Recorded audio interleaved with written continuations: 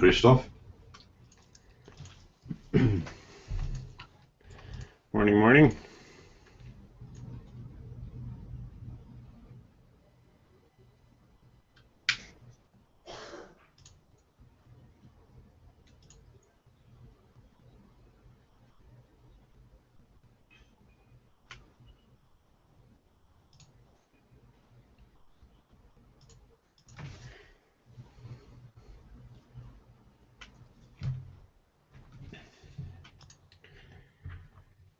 All right, so I think I'm going to get started just about now.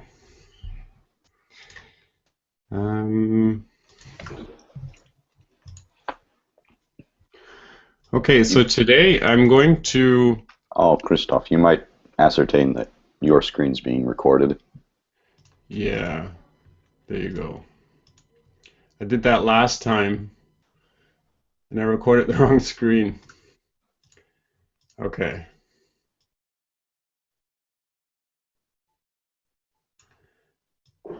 All right, so today I'm going to go through...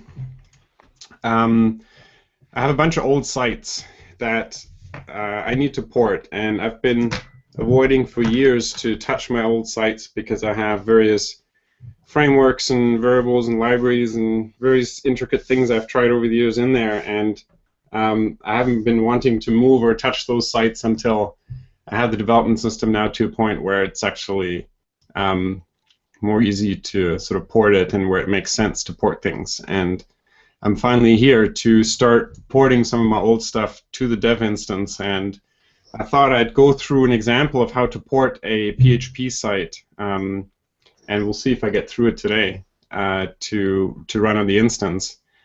So there's going to be some troubleshooting and the entire sort of workflow process of how you develop an application and sort of troubleshoot issues as you work with this deployment system.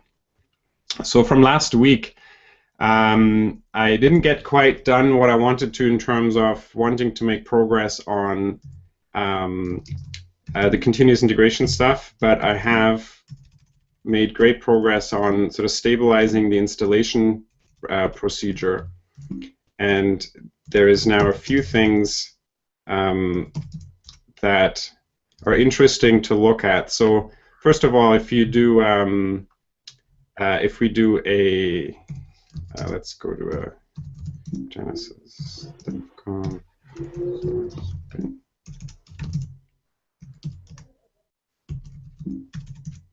Activate. I'm actually going to make this a little bigger.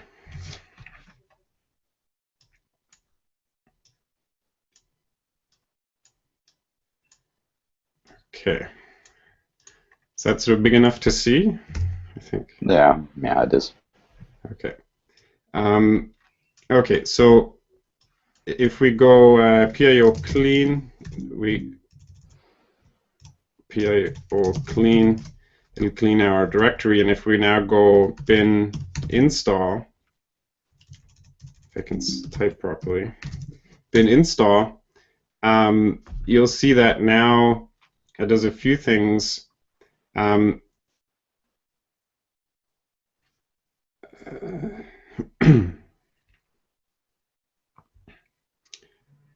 Not open. Something must have not cleaned. So if we need to clean, we can just do it manually too.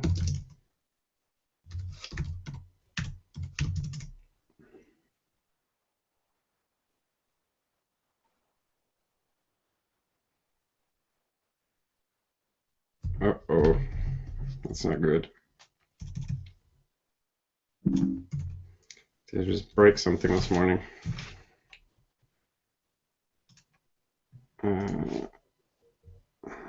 Okay, I'm going to go through these things later because we'll see them.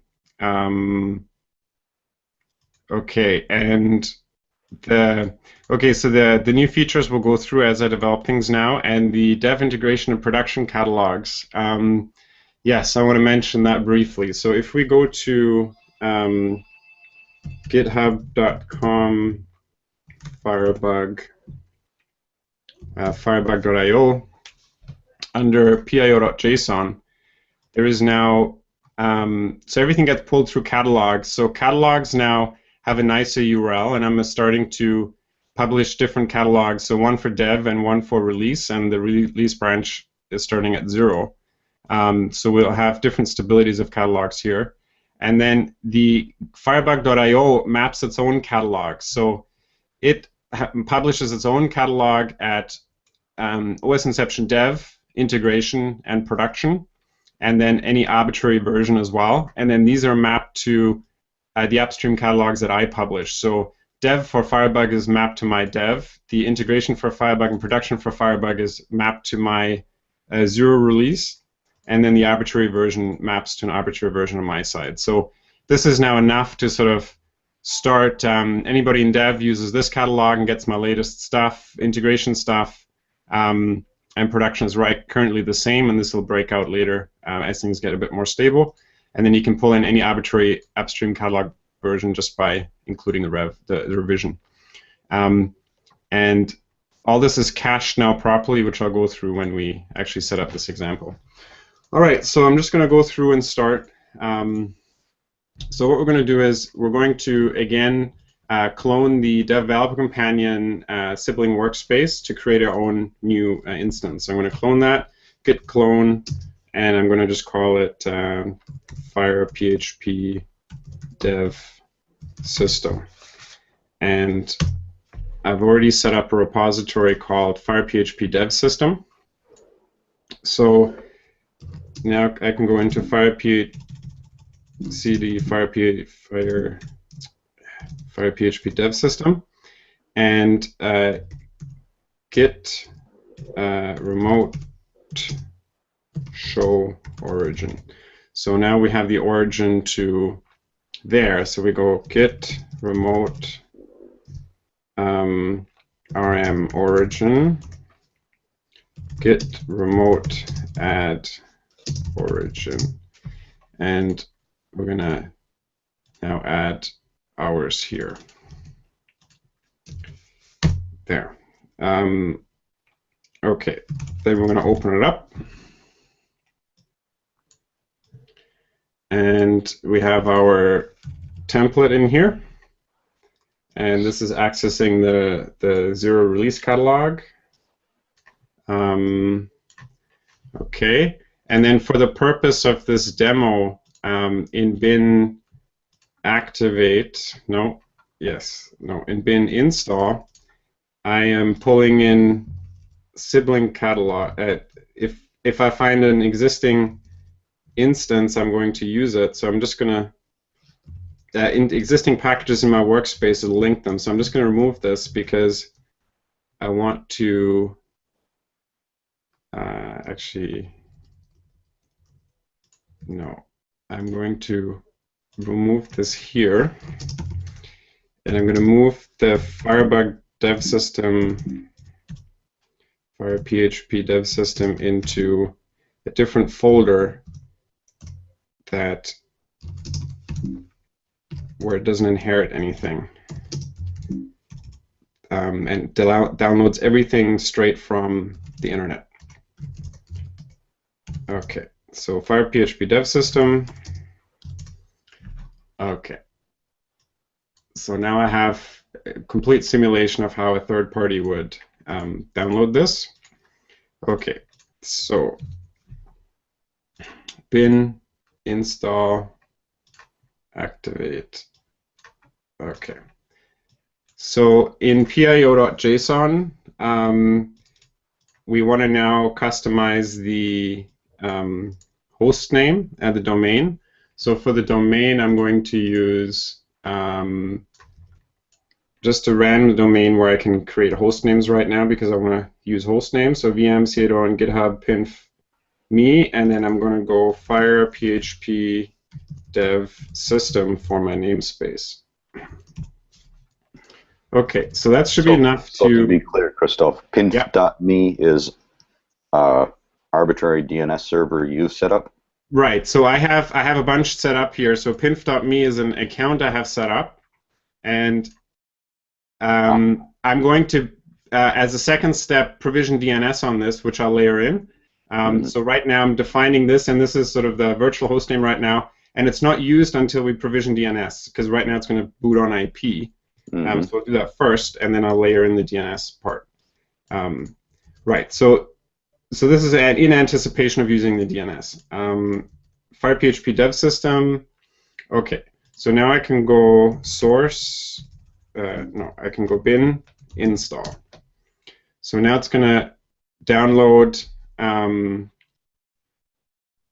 So what it does is it downloads SMI CLI, and then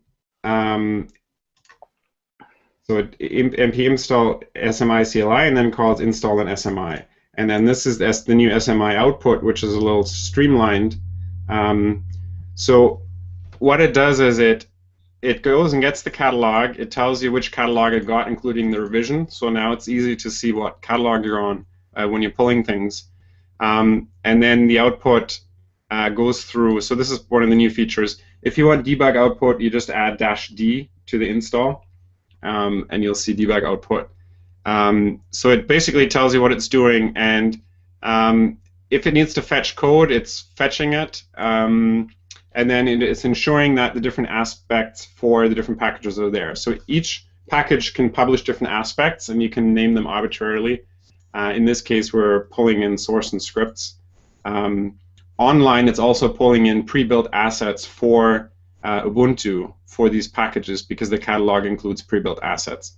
So if we look at upstream now, OS Inception catalog, there is now a feature where each package has its checksums, and then publishes its aspects, and the aspects are simply S3 URLs, or in this case, go to my proxy. So we have the source aspect, scripts aspect, and now this is new since last week, or the week before actually, where we can have multiple aspects, and we can start selecting them based on criteria. And the idea is that you can have multiple build aspects for different platforms and architectures, as long as they're mutually exclusive. So you can, these certain parameters will be able to do and to select build assets, and we'll see what kind of parameters are going to be accessible here. But this is the start. So if you're deploying to a 64-bit Linux architecture, it'll download the pre-built assets. And we'll see that on deploy now, it should deploy things much quicker because it doesn't have to recompile everything. Especially now because I'm pulling more and more stuff in. We don't want to recompile. So it does the upstream, and then it does the npm install, and all this works, and then bam, we're in the bottom, and then we go source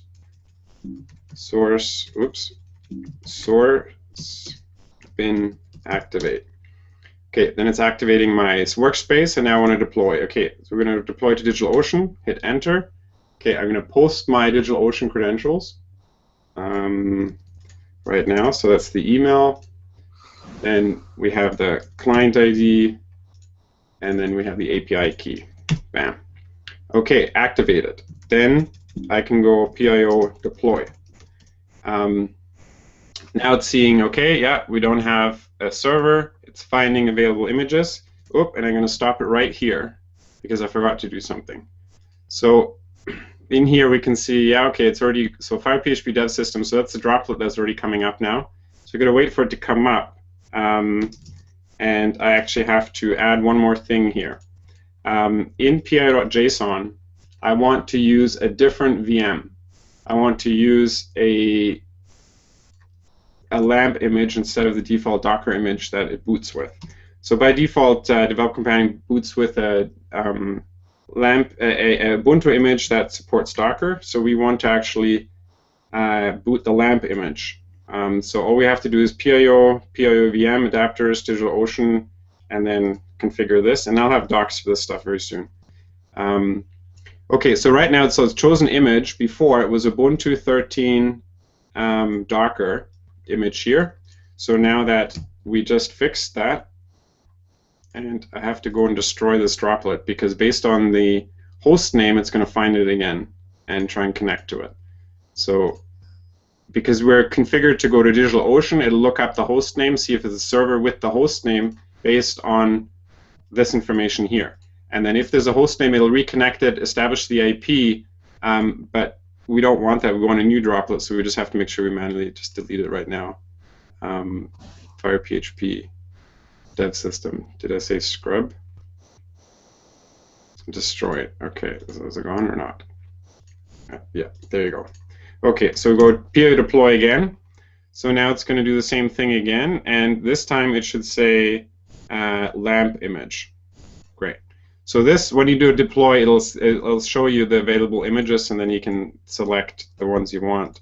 And then the image selection and so on, that'll be a whole nother layer that'll be fed into this. So you probably won't be coding this here directly. You're going to be referencing build groups or sample, like different build profiles or whatever. But right now, you configure it manually like that. So this is going to start booting, and while it starts booting, we're going to start building out the service. So keep that running in the background. Okay, so actually there's one more thing I want to go through, which we can do right now as we're waiting here. So what happens now is SMI is a caching package installer. So everything I installed just now through SMI, so SMI maps multiple packages. So in package.json, we have, we're saying the SMI CLI descriptor, we go to pio.json, we load pio.json, and this extends another descriptor file, and whatever it extends gets linked right to here, so you can see what's extending and you can actually go through it. And what you're seeing is a whole bunch of mappings, and these are the mappings that SMI installs.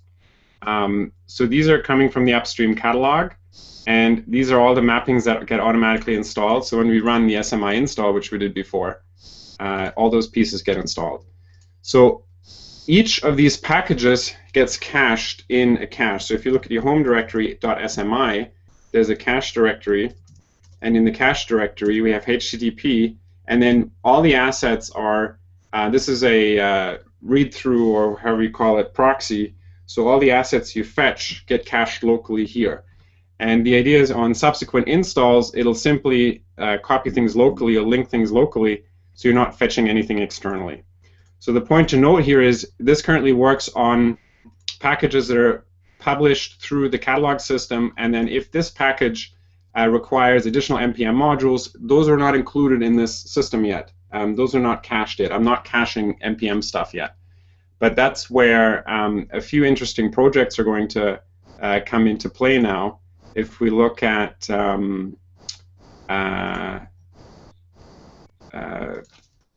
let me see, where do I have it? Roadmap. There's something called NOPAR. So this, for instance, this is a node package registry, and it basically caches all your NPM install, all your NPM packages. So I'm now going to layer this into this SMI installation procedure where any NPM dependencies that get installed during the installation procedure that SMI performs, we track those dependencies, and it can create a cache for it, and we can start caching the NPM dependencies as well. And I have various different adapters that makes this work for other packages managers as well, and these things are going to come in bit by bit. But this third-party project that does the NPM registry is quite nice, and I think I can incorporate that much sooner than some of the other things. So, okay, we're still booting. Sometimes they take a while to boot the droplets, and sometimes they're fast. Okay, so that's the caching stuff, and then online, the catalog cache is quite simple. If we go to the catalog cache here, go source server, the caching system is quite simple. So so this is the caching server online that runs at assets.pinf.io. So that's where I'm publishing the initial set of catalogs. And what at assets.pinf.io and assets.firebug.io, this server runs. So the IO-pinf server, SMI server.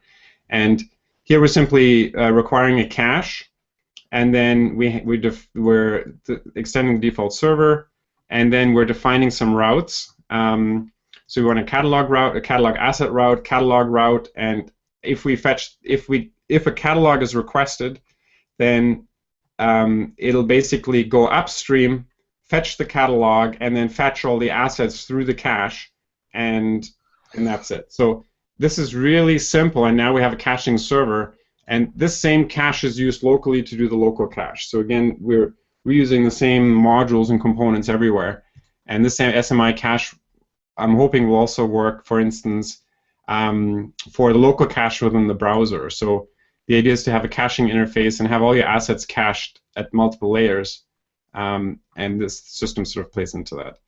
That was very brief, and that's all I kind of want to say about it. Okay, so now we're going to start developing services while this boots. This is still not booting. I'm just going to cancel it and deploy and see where it picks up.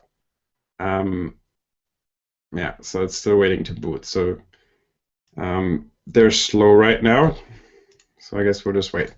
Okay, so now we're gonna. So the Firebug dev system now, I'm going to. It's going to host. I'm going to put the Firebug, the FirePHP site on here, and the as a start. So new folder services, new folder sites, and then I'm going to go new folder org.firephp. Okay, package.json.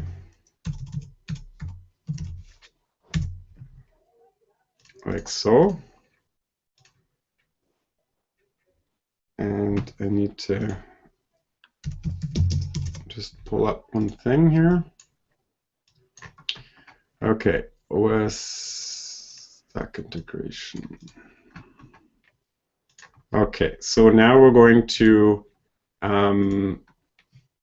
do, I'm just getting a template to work off. Okay, so homepage, so org.firephp, private, deploy converter, source path. So this is going to be a PHP site, and then scripts DigitalOcean. So new folder scripts, new folder DigitalOcean, and then in DigitalOcean we do a post deploy. Okay, so this finally booted. So once it's booted, tries to connect.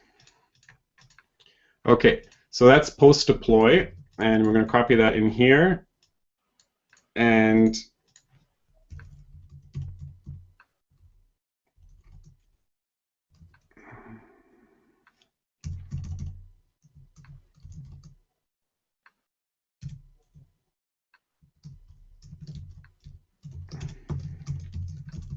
okay, to do setup site.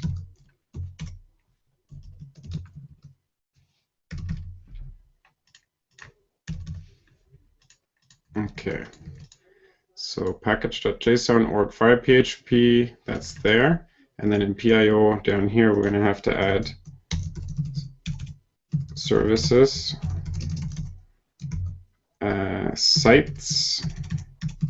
Again, the sites group is arbitrary. It's just designed to help organize services, and then the service ID has to be unique within the stack.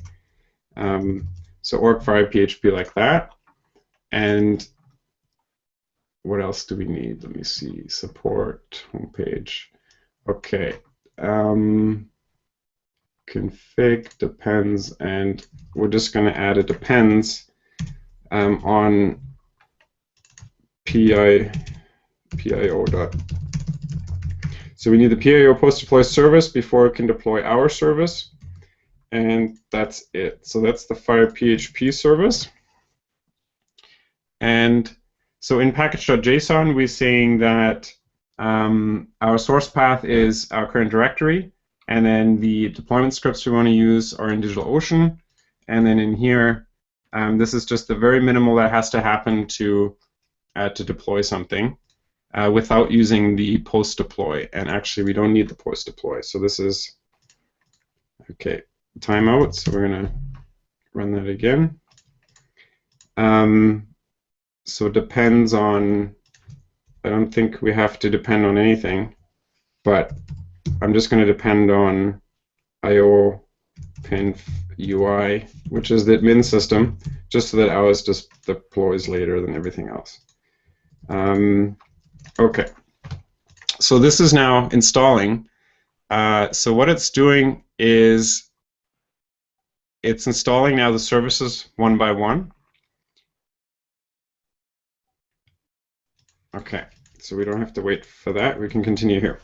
Okay, so that's the org.firephp site. Then I'm also going to do a org.firephp.pair. I think that's what I call it. Packages, firephp,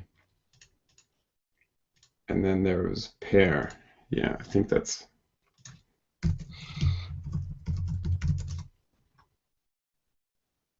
Yeah, okay. So firephp pair, copy the same thing. Bam, pair, like that. New folder scripts.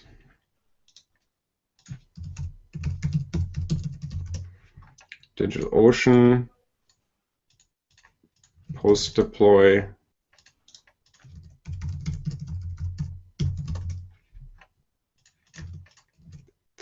To-do setup, fire setup pair.firephp.org site, and setup firephp site. Okay, and then we'll add the pair in the PIO as well.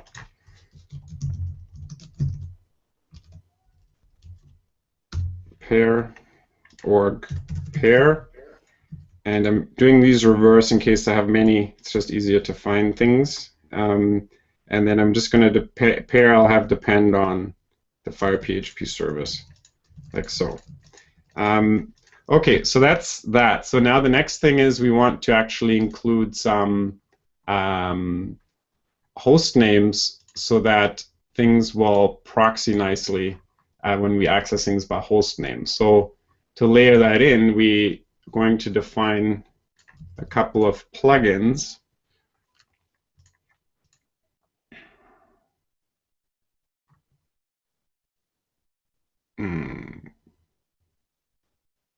Okay, we'll have to see how that's going to work, because these are going to come on Apache port 80, so I have to write myself a router, a PHP-based router, because I don't have a proxy on here unless we start the proxy on a different port. Okay, let's do that. Okay, so we're going to have,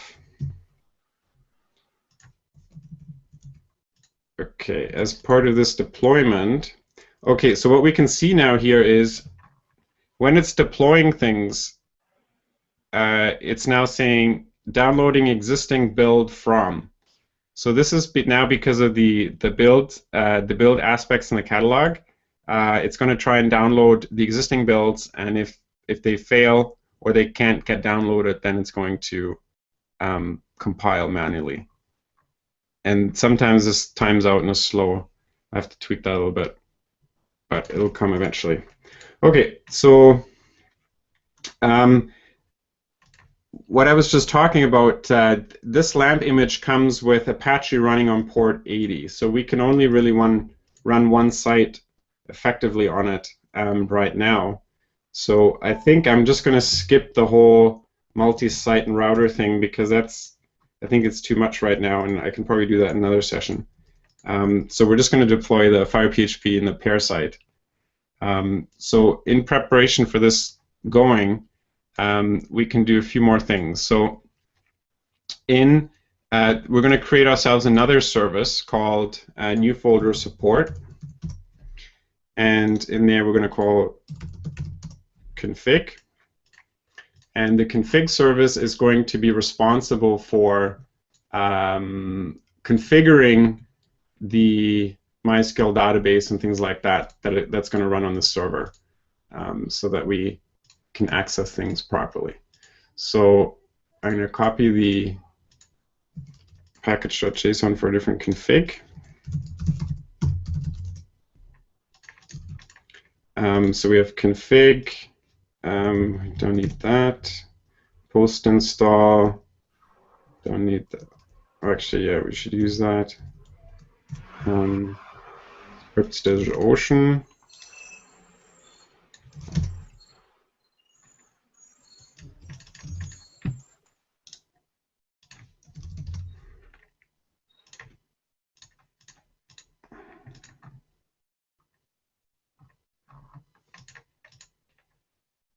I wish that wasn't stuck. Okay, config.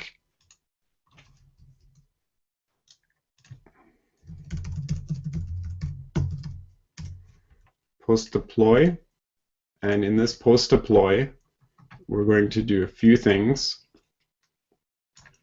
We're going to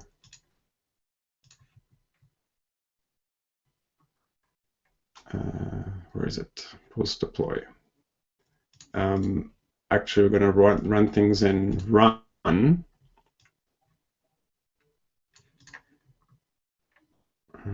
Post deploy server. 1 sec.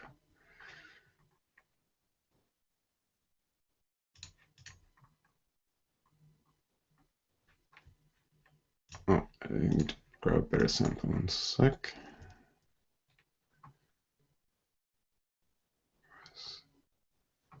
Dev comp.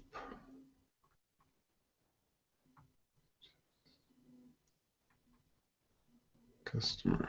There. Okay, services, support, config, scripts, run. Okay, so we want to go. We want to call kind of run.sh, and MySQL is already installed on here, and then MySQL set up. Let's call it config. Node MySQL config. I'm going to put that in here. So run calls node MySQL config. So when run scripts call, the current working directory is the root of the source. So node MySQL and scripts will call MySQL config here. So console.log configure MySQL.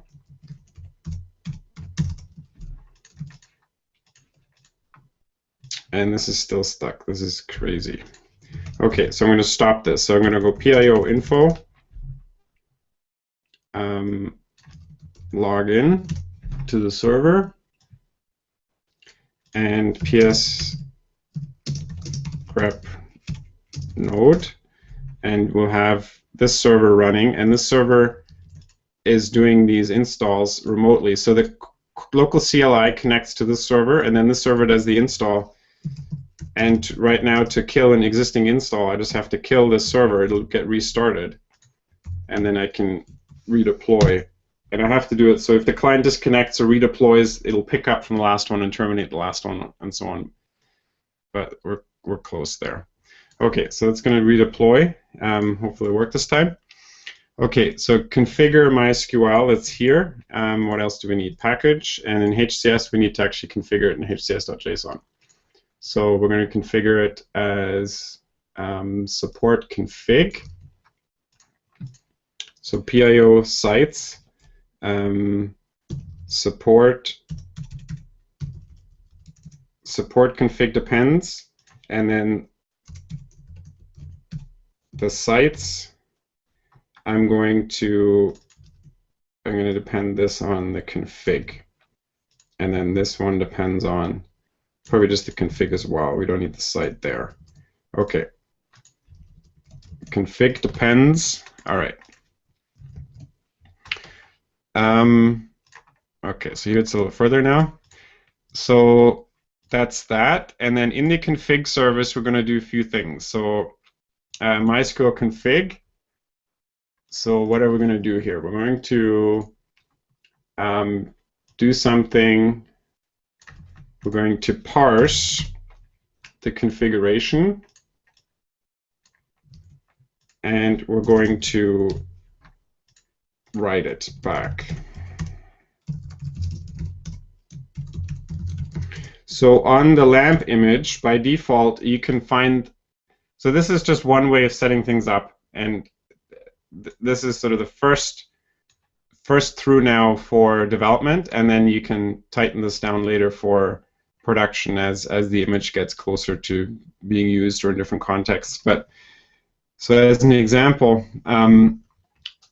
this lamp image stores its MySQL password in this file, so we're going to parse it, and we're going to write it as JSON into opt data config MySQL, and that is going to allow us then to pull in the MySQL credentials using the JSON file instead of having to go through this. And the abstraction and meta system that I'm working on will do this kind of stuff automatically for you. So based on whatever it can detect on the server, it's going to write configuration files at different security levels that your application can access, and that's pluggable as well. So you can write your own environment adjusting plugins that'll feed this kind of config information to you. So there we go. So that's it for this, and then that should write it. So let's say we can say console.log writing my MySQL config 2. There. We should see something when that happens. Okay, so that's there. Okay, so node, so that's the config, and right now to write the MySQL config, so that's all we need. And let's see what else we need. There is, in another project, I'm just looking at what else we had to adjust. Okay, so we also want to customize the Apache configuration file. So we can go, okay, what did we, enomem. Okay, so something I just enabled is swap space on the image, but that hasn't made it into the catalog we're using here right now, so I'm just going to enable it manually. Post deploy. So I'm going to just copy. So we're on the server here. I'm just going to copy a bunch of commands to enable swap space. Okay, great. So that's enabled. So we can go now, if we want to see what this installation server is doing, we can go opt log tail-f pio server.log. So you'll see that when I run command line code, it'll actually, you'll see the commands go by here when it's actually starting to call something. So now it's testing all the services, and these services have changed, so it doesn't need to go and upload them. There, and then as soon as it starts running remote commands, you can see them running here. So they're just being piped through the server so that we don't go through the delay of connecting through SSH each time we need to run a command.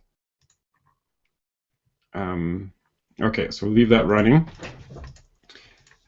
So we're going to have a Apache config, so new file apache.conf right here, and the Apache configuration file is going to do a few things for us, and mainly it's going to enable symlinks. So I'm going to do this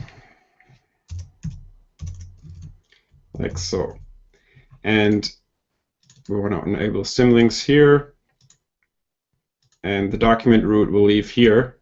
And I guess, yes, I guess we can add our own virtual hosts in Apache instead of our own proxy. So yes, I'll try that as the next for the next session. I'll see how I can add vhosts here properly easily, and then we can go through that. So post deploy. So there's something now we want to do. So we want to install the Apache config. So we're going to say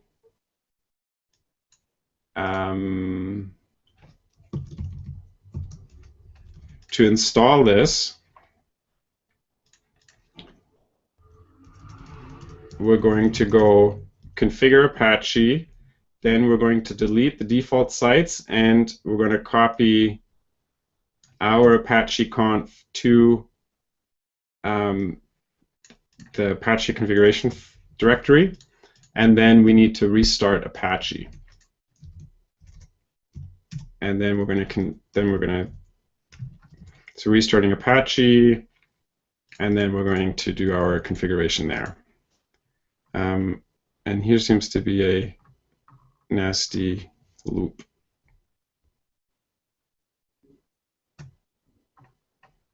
That's odd. Oh, I know why. Okay, so package this piece we don't need here. Yeah, we don't actually need this piece, and we don't need that piece. Okay. So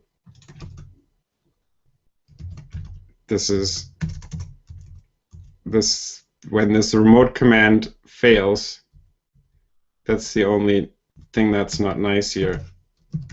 I have to kill it.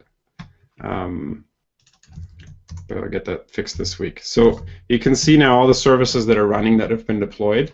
So everything is deployed. So if I go PIO open now, it should open based on the IP and should log us into the admin system. So these are all the components, and there's still something overlay. So that's probably the fire widgets. Yeah. The fire widgets usually have problems deploying sometimes. I don't know why. PIO deploy -F.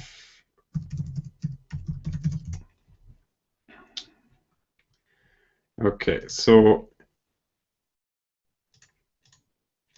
we have that here, and then we'll be able to start deploying the config one and see what it does. So if we look at etc sites enabled right now on the server, we can see the default one. Let's see if this runs now. If not, I'm not going to bother. Yeah, okay, there you go. So this is good, and the logs aren't showing up. It must be something else. But anyway, so that's the admin, so it's working now. So this is opening on IP. So let's deploy the config one, and then we'll get this opening on an actual host name. So now we're going to deploy the config. So here we saw this is the file there, and if we go to OPT data, we see nothing in here.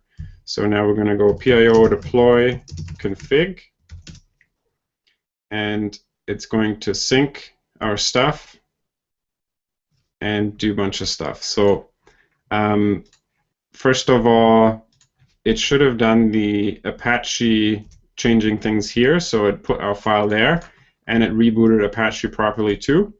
And then we seem to have an error on the MySQL stuff, probably because I forgot to include some packages. Right, so let me just grab that fs. I guess I just need the fs1 there.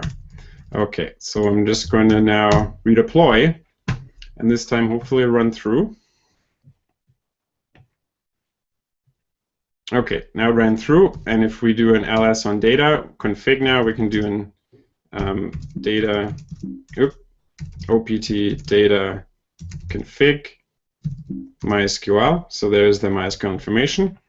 So now we have the MySQL information ready, which we're going to need for the pair service, and we have the FirePHP service. So let's deploy. Okay, so yeah, let's deploy the FirePHP one. So PIO deploy FirePHP site, and then set up FirePHP site. There we go, and then pair. I've got the pair site too, and then the pairs there. Okay. So next thing we want to do based on host name. So to get things running by host name now, I'm going to do two things. So I'm going to configure a DNS adapter. So PIO config VM, and I'm going to go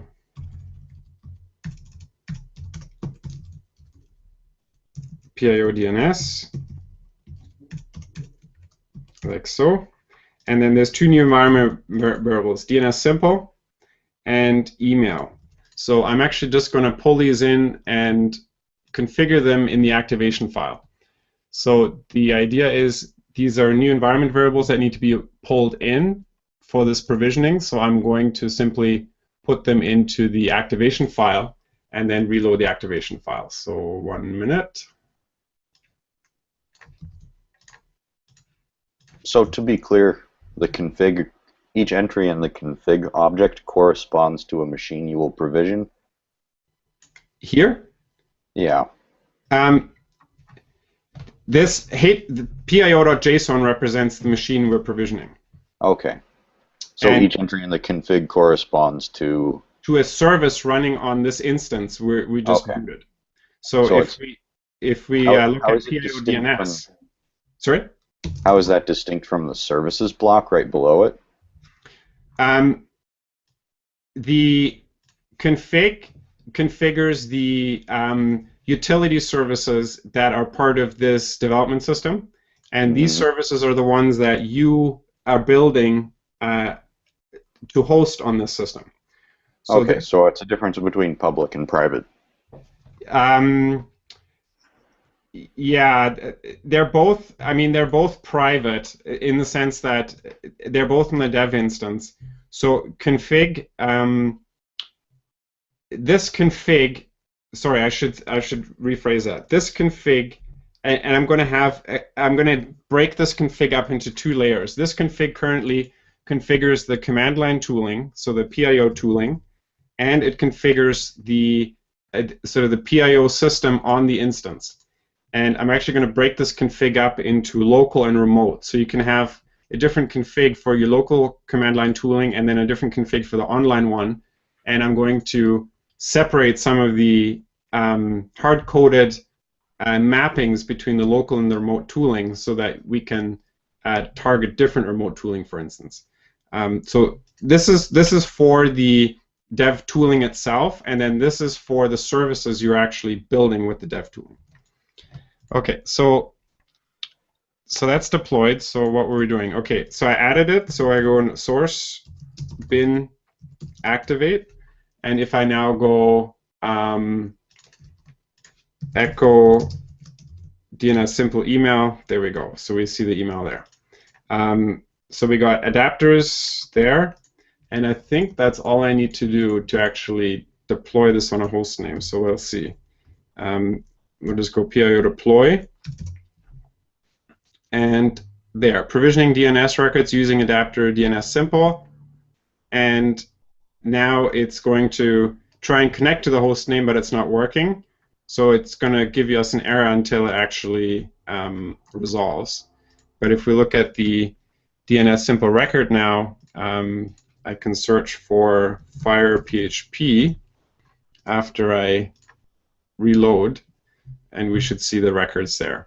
So Fire PHP, and we can see two records. So an A record that points to the IP, and a CNAME alias for any wildcard underneath that domain. So we can go to Open DNS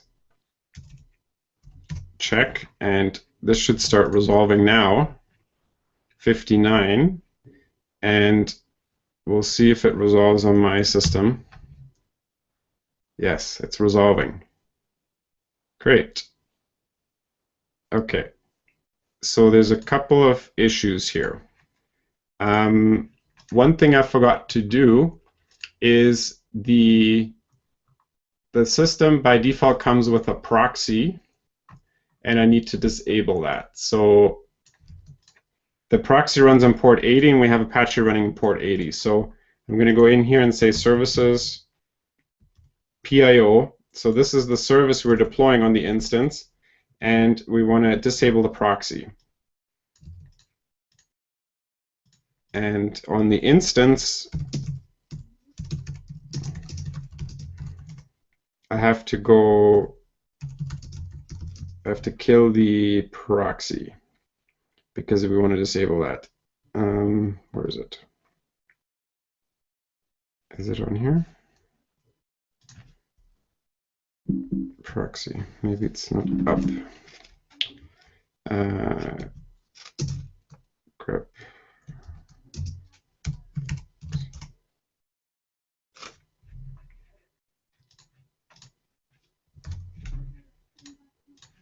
This should be, where are we? PIO info. So this host name here should actually give me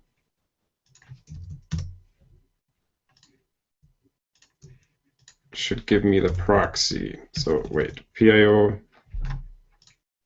what's going on here? OPT services, and then here we have PIO proxy, and the proxy wasn't started. Let's see.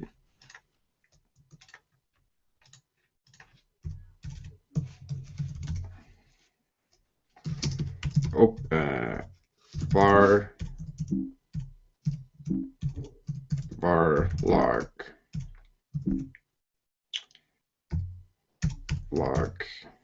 Apache 2 tail for error. Let's see. Term Apache 2.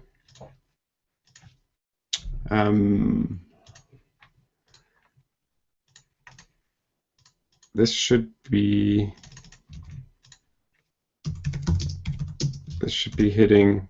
Oops.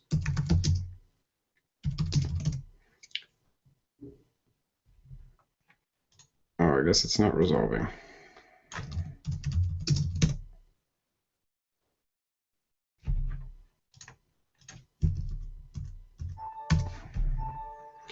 So I guess I have to wait till my DNS flushes.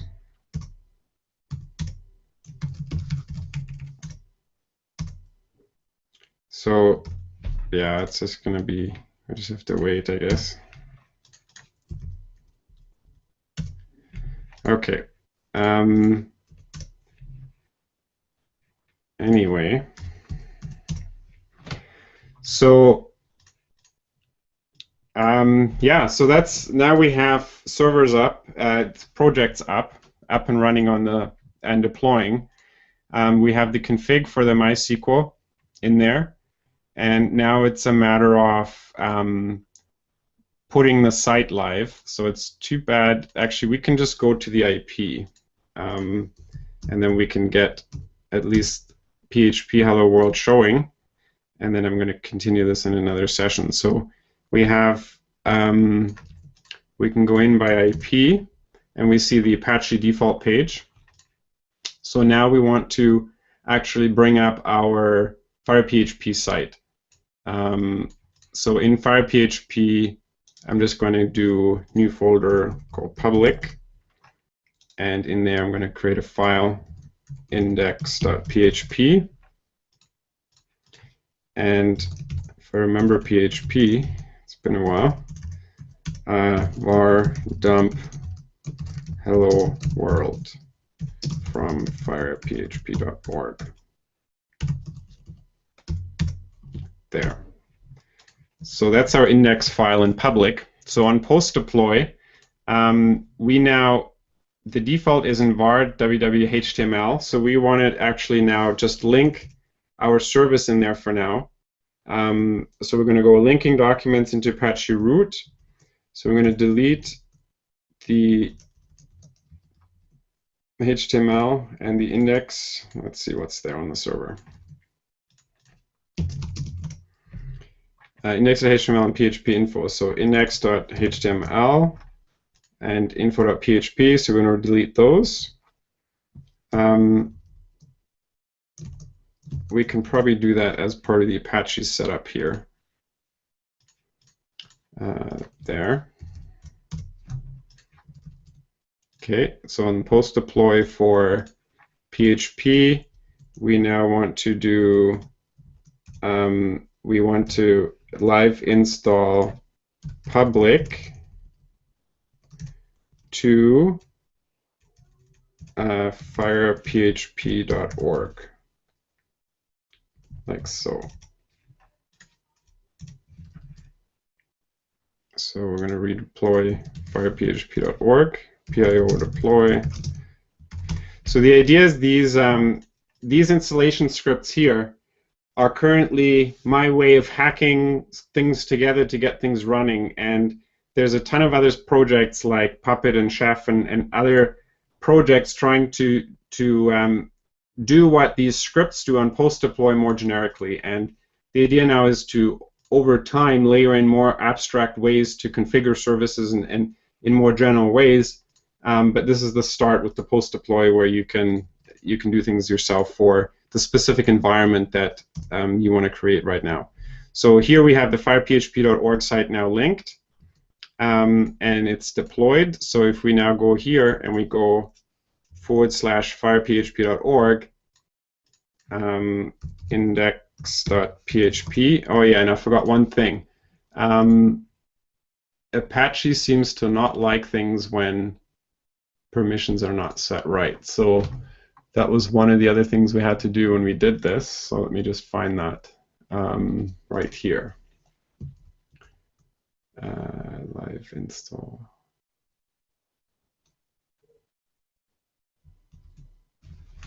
chown. Okay, I think it's this. So we're going to link it, and then we're going to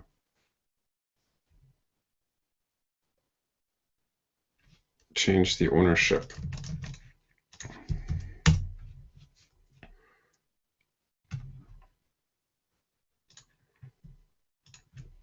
There we go. Hello world from FirePHP. So if we do the same thing for pair, we have the post deploy. So I'm going to copy paste this in for the pair one. But again, this now is where you can start. Okay, I'm going to have a generic script that does the post deploy, and because all my projects follow the same strategy. pair.firephp.org, like so, and then we just have to have a public in here.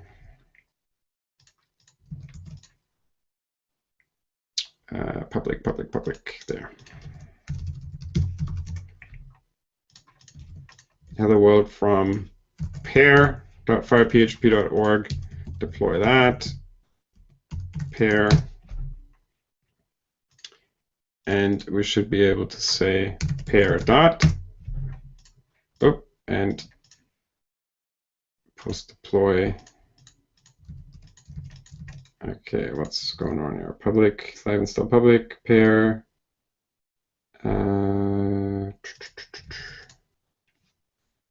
PHP. Pair, and it doesn't exist. Live install public. Did I create a wrong one? Oh yeah, I did. That should be here. New folder, public.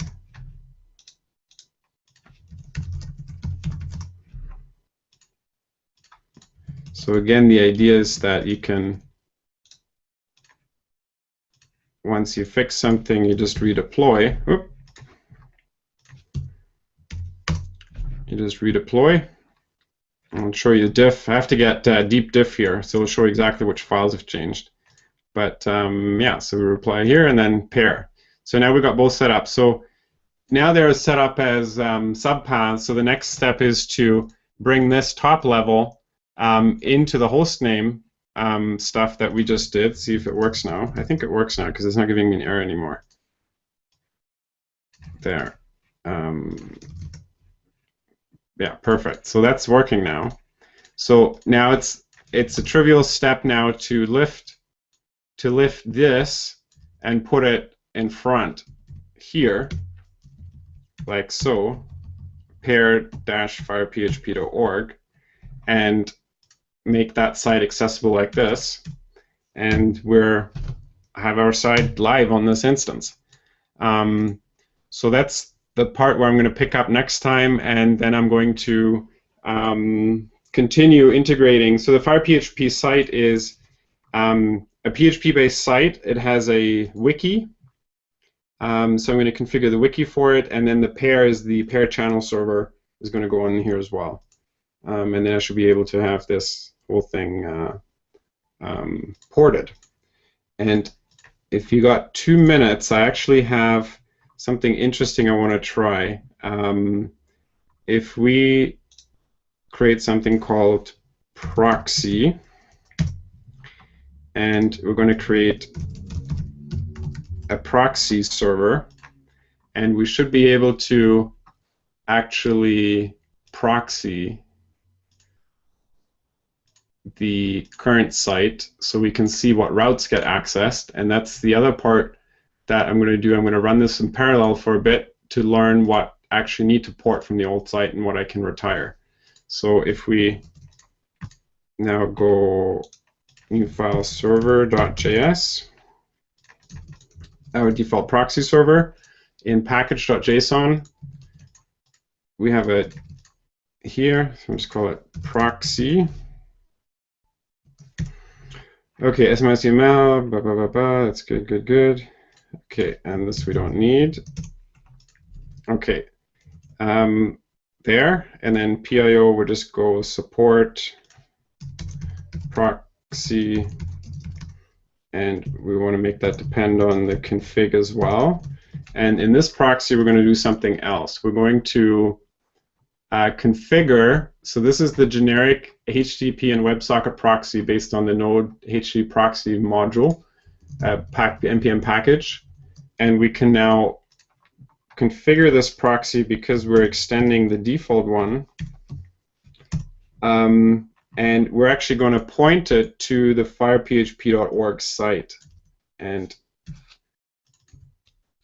I guess maybe I need to port, I don't know, probably not.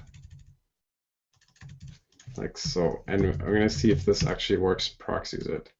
And we need a port, so we're going to give it port 81. Okay, PIO deploy proxy.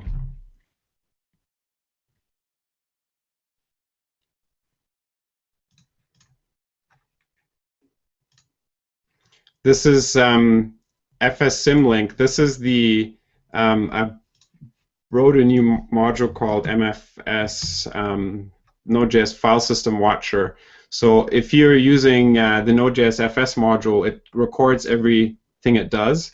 And in this installer, you can see FS read, so you can see all the FS operations that are happening in the background. I guess I have this enabled by default right now, but it's very handy to troubleshoot things. Okay, so the proxy is deployed, and if we now go to port 82, it may or may not work because of host name stuff. No, I said 81. Cannot get. So maybe we need to access a specific file just to see if this works. I don't know. HQ, HTM. Yeah, this would have been too nice if this worked. But the idea is that you can proxy a third-party site and record the kind of routes that get accessed, and you can start overlaying things that you've ported. I mean, this works for sites that are not very busy. And for something like this, it works well where we can overlay the existing site and start splicing in new functionality from our new instance until the old site's completely moved. So it's doing a 404. So extends firephp.org. Maybe I need an yeah, I don't know. I'll have to check that out. But that's the idea, that I can now proxy the site and record all the access logs and then start registering routes here that'll direct things to my new service.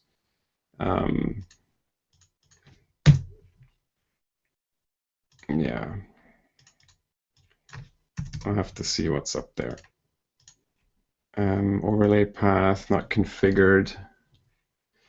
Because it doesn't go. No, it should go back. Yeah, I don't know. Okay, so now we have the. Let me just commit this so we can see. So that's all the work in progress, working server. Going to push that to the FirePHP dev system. And now anybody else working on this dev system or whatever can simply clone it. So Firebug dev system here. This is the procedure. So let me just copy that. Copy, readme, paste it. FirePHP development system. So requirements, install. So the procedure is, so things are confirmed working on Ubuntu and OS X, and I'm going to get things working on Windows soon within a Ubuntu VM that's booted.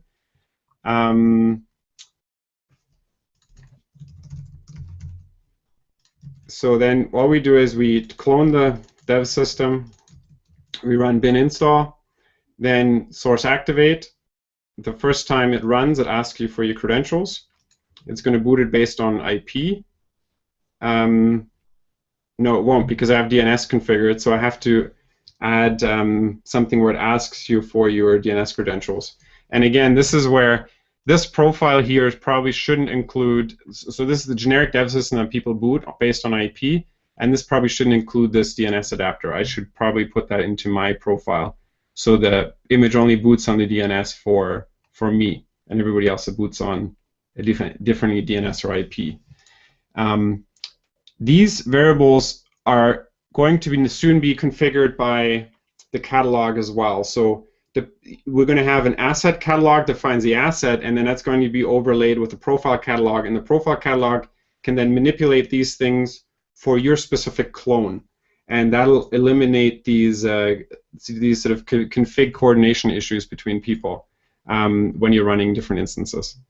So the README, so you do the activation with the variables, and then you can open the dev system, and then to get updates, you just activate, you clean it, you pull from master, you install again, you deploy, and then you update. And this is going to be one command soon. So this is it for in terms of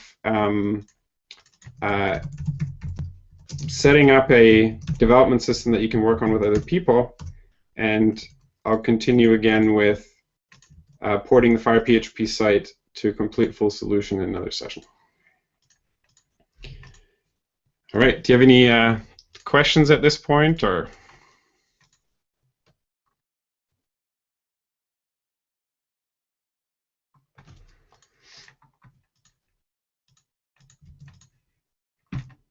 All right.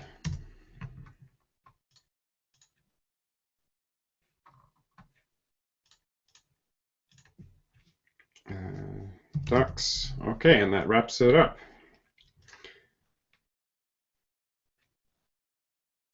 Push. And FirePHP dev system is updated. Great. So actually, I'm going to move the DNS part out of here.